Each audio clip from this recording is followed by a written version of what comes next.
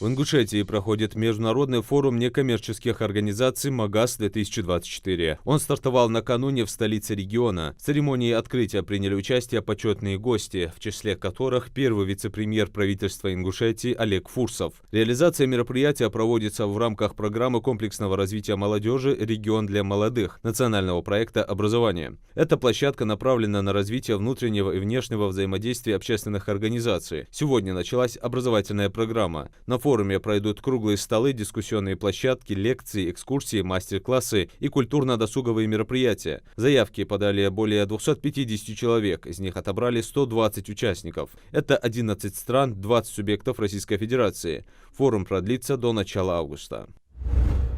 ДТП с участием двух автомобилей произошло накануне вечером в Магасе. Как сообщили в МЧС региона, пострадавших и погибших нет.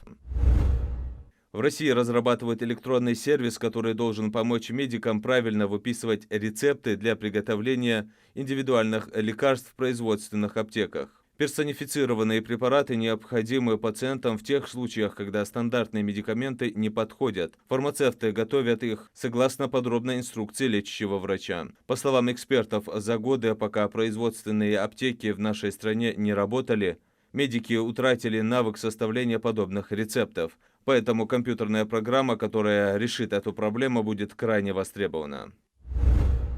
Врачи призывают вакцинировать детей от полиомиелита. Он может протекать как обычная простуда, а может дать очень серьезные осложнения, после которых дети перестают ходить.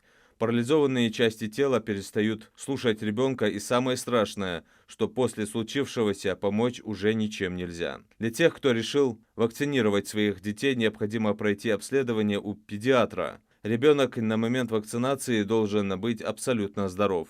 Причиной для переноса даты вакцинации может стать даже насморк у малыша. Россиян готовят к полной блокировке YouTube. Даже VPN не поможет. Скорость YouTube на компьютерах может снизиться до 70% к концу этой недели, сообщил депутат Госдумы Александр Хинштейн. В Роскомнадзоре заявили, что неуважение к России и ее гражданам, а также многочисленные нарушения законодательства являются основанием для принятия мер в отношении YouTube. Дальнейшая судьба YouTube в России зависит исключительно от него самого. Если администрация ресурса не изменит свою политику и не начнет соблюдать наши законы, ничего хорошего его здесь не ждет. Тем более, что альтернативные площадки Рутюб, ВК, Видео развиваются сейчас более чем активно. Для семей с детьми-школьниками хотят ввести первосентябрьский капитал. С такой инициативой выступили в Госдуме. Чтобы родителям было не так тяжело собирать детей в школу, в Госдуме предложили ввести выплату на каждого ребенка школьного возраста в размере 25% от средней зарплаты по региону. Эту выплату и назовут первосентябрьским капиталом. В Госдуме рассказали, какие пособия и выплаты вырастут в 2025 году. В следующем году некоторые пособия вырастут в 2 раза.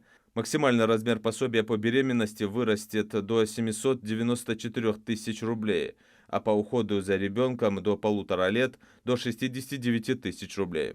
Максимальный размер выплат по больничному за один день увеличат в 2 раза, с 2700 до 5700 рублей. Социальные пенсии проиндексируют на 9,5%. Страховые пенсии и фиксированные выплаты к ним проиндексируют дважды, с 1 февраля 2025 на 4,5% и с 1 апреля 2025 на 2,2%.